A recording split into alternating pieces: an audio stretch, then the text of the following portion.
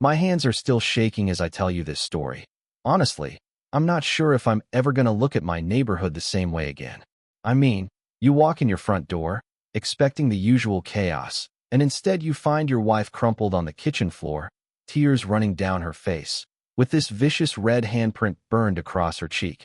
Like something out of a bad cop show, except it's your life. Two HOA security officers, if you can even call them that, had just slapped her for questioning our $400 mailbox fine. That was the moment something ancient snapped inside me, something I haven't felt since the Navy. What I did next to those fake cops, I'll just say they learned fast you don't lay hands on a soldier's family. And yeah, that's just the start. Comment where you're watching from, because I promise you've never heard a story like this one. See, I've been through a lot in 15 years as a SEAL, but nothing prepared me for the insanity of a Tuesday night HOA meeting. Picture a stuffy community center packed with 40 neighbors crammed into rickety chairs, most of them looking like they'd rather be at the dentist. At the front, there's Grace Evans, 45, absolutely high on her own tiny bit of power, holding court like she's running the Pentagon. For 3 years, she basically ran our HOA like her own private fiefdom, and folks just took it. That is, until Hannah, my wife, finally decided enough was enough.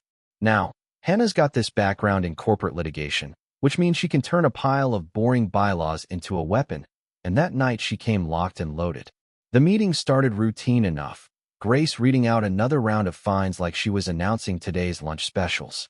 $400 for a mailbox 6 inches too close to the curb. I wish I was making this up. Most people would grumble, pay the fine, and get on with it. Not Hannah. She stood right up and said, "Actually, I have a few questions about these fines." That's when things started to shift.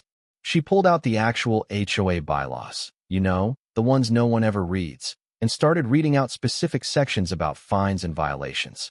Turns out, according to Section 12.3, you can't get fined more than $50 without a formal hearing and 30 days written notice.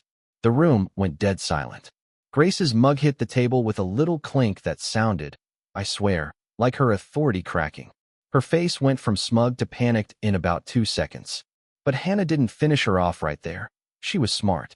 She let Grace look foolish but didn't destroy her completely, just sowed enough doubt that the neighbors started glancing around like, wait, what have we been living under for 3 years? But Grace, well, some people just double down when cornered. The meeting ended with her smiling that cold smile, warning everyone that some residents clearly needed education about community standards. Everyone in the room knew what that meant. The very next afternoon, Hannah's in our yard watering the plants when 2 men in what looked like official security uniforms stroll up, Connor Mitchell and Brandon West. Clipboard, badges, city letterhead. Looked legit. Connor was polite but firm, saying Grace had reported safety concerns, and they were here to address community disruption. Hannah's warning bells went off, but their get-ups seemed legit, until she pulled out her phone to record them and Brandon blocked her camera, dead-eyed, saying recording security personnel during an investigation is not permitted.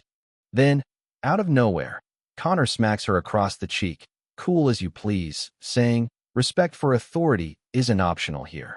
Like, what century is this? They walked off, leaving Hannah in tears, not from fear, but fury. She told me later the scariest thing wasn't the slap, it was how normal they made it seem, like this was just their job. Who were these people? What had our neighborhood turned into? When I got home and saw her face, heard what happened, something deep inside me switched on. Yeah, the military training, the zero tolerance for anyone threatening my family. In less than 10 seconds, I put Connor and Brandon on the ground, not even breaking a sweat. What really messed me up was looking up to see Grace in her window, smiling, making a call, saying, perfect. The military husband reacted exactly as predicted. That's when I realized this was bigger than some power-tripping HOA president. After the fight, Connor came by, bandaged and pathetic, claiming Grace threatened his job and he had kids to feed, showing me these text messages that looked real enough. He painted himself as a desperate single dad, making $200 a week, but something felt off.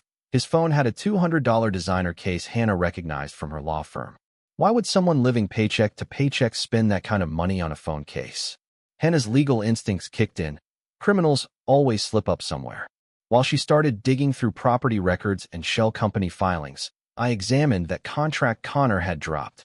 Looked legit, but then I spotted something. The authorizing city department had been dissolved 3 years ago. Who even has access to those records?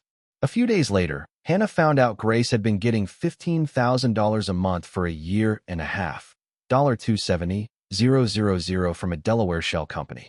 Her salary as HOA president was zero. Someone was bankrolling Grace, and it wasn't out of neighborly goodwill. Things spiraled fast. We noticed a luxury sedan with government plates tailing us, appearing and disappearing on random streets. Hannah's research showed families who challenged Grace would soon get lowball offers from LLCs to buy their homes. Every time someone left, Grace's shell company got another payment. This wasn't an HOA, this was organized crime. Then, the twist, Connor's sob story? All an act. He wasn't some victim. He was married to Grace's daughter, Sarah, an architect running her own firm. Sarah's specialty? Distressed neighborhood acquisition. She'd get family teams to create problems, drive down property values, then snap up the houses for development projects. Grace and Connor were her front line, and Sarah's firm was cashing in. I know, right? When we confronted Grace, she broke down, saying she was just helping her daughter make partner. Like destroying your neighbor's lives was some kind of motherly duty. She justified the fake fines, the slaps, the harassment as love, family loyalty above everything. But Connor, once exposed, dropped the victim act and showed his real face. This is just business. You interfered with a very profitable operation. I could see then, clear as day, these people didn't care about neighbors, just profit. And behind them, the real mastermind, Marcus Webb, CEO of Maplewood Development, orchestrating identical schemes across 6 other cities. Recruit a local family to run a harassment campaign, buy up properties cheap, and build multi-million-dollar developments. Grace, Connor, Sarah, they were just one franchise in his empire. Evidence kept piling up: fraudulent fines, professional surveillance teams, forged documents, and systematic harassment of every family who stood up to Grace. But now we had the pattern. Hannah, relentless as ever, used her paralegal skills to organize 12 families who'd all been targeted, gathering security camera footage, fake violation letters, financial records, the works. I called in a favor from an old SEAL buddy, Marcus Rivera, now an FBI agent. At first, he thought I was nuts.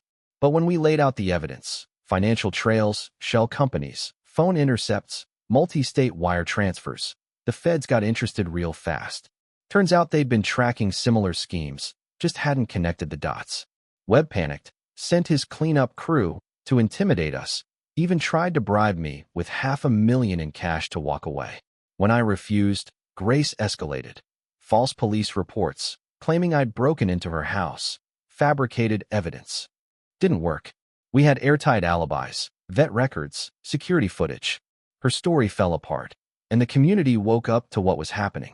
12 families came forward, shared stories, built a wall of evidence. Hannah led an emergency meeting with the city council, laying out the entire conspiracy. The turning point was Mrs. Patterson, 83, who stood up and told everyone how Grace had threatened to have her declared incompetent if she didn't sell her house. The whole room erupted, decades of anger finally boiling over.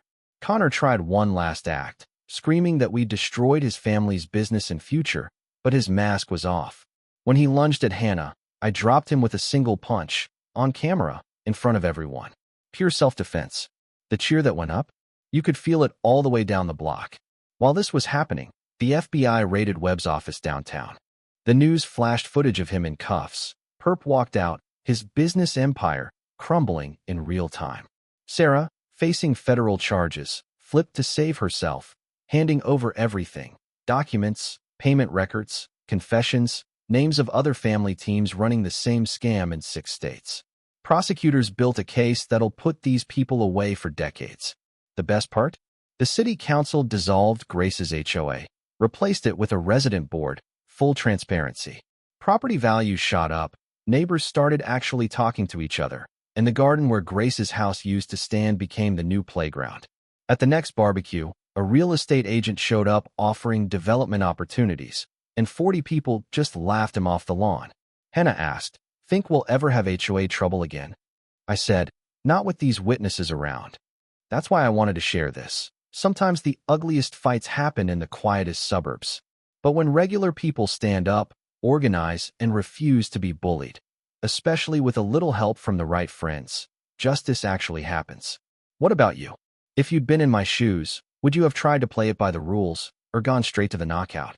Share your thoughts below, because I guarantee someone out there's facing their own version of Grace Evans right now. Stand up, stay strong, and never, ever let the bullies win.